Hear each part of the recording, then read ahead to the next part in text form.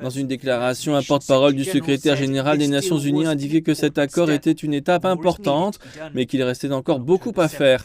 Le 7 octobre, le Hamas a tué près de 1200 Israéliens et pris plus de 200 personnes en otage. Dans les semaines qui ont suivi, le ministère de la Santé de Gaza, dirigé par le Hamas, a déclaré que plus de 14 000 personnes avaient été tuées alors qu'Israël lançait une opération visant à éliminer le Hamas.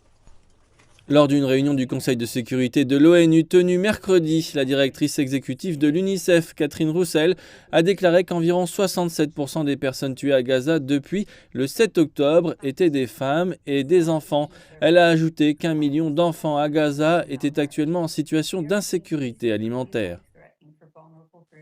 Nous prévoyons qu'au cours des prochains mois, l'émaciation infantile, la forme de malnutrition la plus dangereuse pour les enfants, pourrait augmenter de près de 30% à Gaza. L'accord de trêve a été conclu entre le Hamas et Israël sous l'égide du Qatar, de l'Égypte et des États-Unis. Le représentant de Washington à la réunion a déclaré que l'accord était porteur d'espoir et il a demandé à toutes les parties d'honorer leurs engagements. Mais cette réunion n'a pas permis d'espérer que cette pause dans les combats se prolonge par une paix durable. Dès la fin de la pause, nous continuerons à nous efforcer d'atteindre nos objectifs avec toute la force nécessaire. Nous ne nous arrêterons pas tant que nous n'aurons pas éliminé toutes les capacités terroristes du Hamas.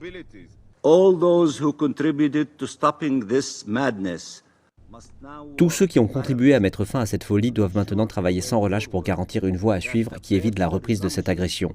C'est ainsi que l'on protégera les civils et que l'on évitera un débordement régional.